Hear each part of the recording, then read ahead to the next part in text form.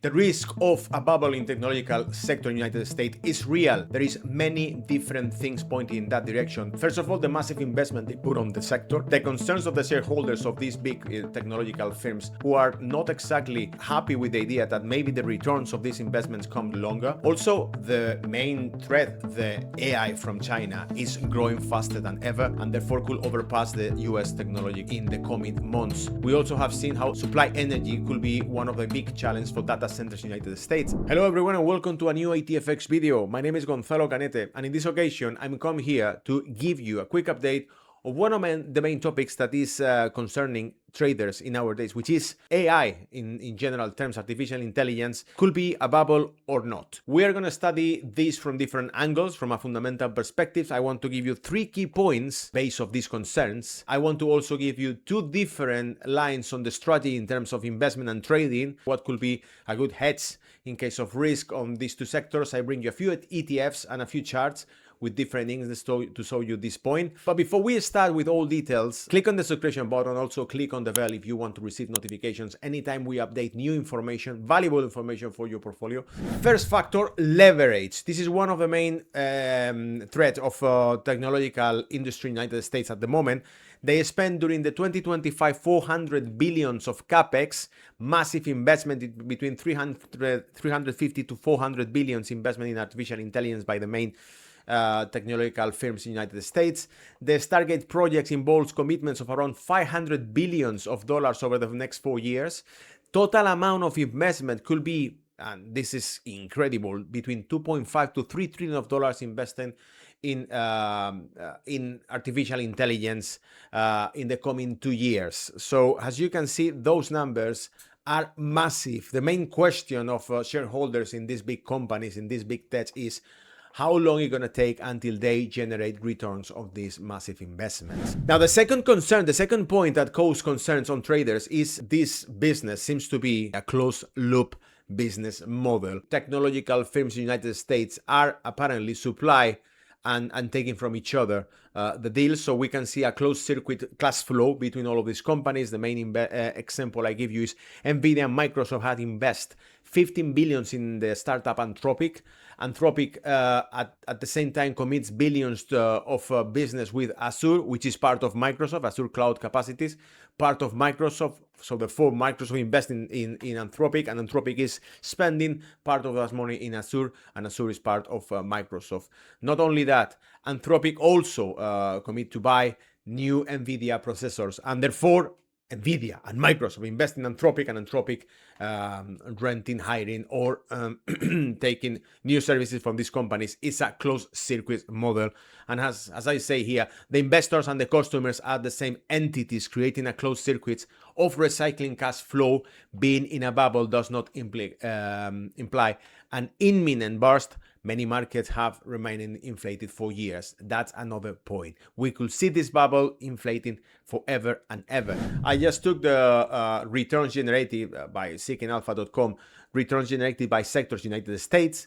As you can see, 2025 was a great year for technological industry with 23.15% of total returns in the ATF composed by the main technological firms in the United States. And if we take a look on another ETF's energy sector, is only giving us a return of 6.61% on 2025. That gives us a clear strategy of a spread between these 2 companies. Why? Because one of the main challenges, even if the bubble doesn't explode and if keep moving forward and investing, is how they're going to generate all this energy to feed those data centers. They are open crazily. That's one of the main points. Rising demand. US data centers could account for around 9% of national power demand by 2035. Cost impact. Large data centers closed are contributing to increase 50% on electricity bills in certain cities like Minnesota and the United States, has experienced this already. Infrastructure investment, major consortium acquiring aligned data centers for 40 billions, and micronuclear reactors that we mentioned in our daily reports at ATFX Connect is the Rolls-Royce developing new micronuclear reactors for data centers. All of these topics are pointing in the same direction. Energy sector, it's going to be needed in the future by technological industry, and therefore it could be a good investment. Invest in this sector, which is not at all inflated. It's 6.6% return last year compared with the 23.1% return of technological sector. The second challenge of this AI in United States is obviously the main enemy of the US economy, which is the other giant in the global economy, China. China could grow faster than expected in terms of artificial intelligence. Many other investment firms have pointed in this direction, like UBS. Last quarter in 2025 was also given to their investors a point in this direction, which is like the AI in China is still to grow a lot, while the United States has been already growing for the last 2-3 years. And therefore, the main question could be if AI could grow as fast as, like, for example, electrical vehicles, because the exportation of electrical vehicles has overpassed Germany, Japan, United States in just 3-4 years. And it could happen the same with artificial intelligence in China. Now, going to the charts, you can see how Nasdaq 100 is already showing a kind of, I wouldn't say weakness, but it's slowing down the growth of technological sector. You can see that the Nasdaq 100 is still not on the top records of the reached by 2025.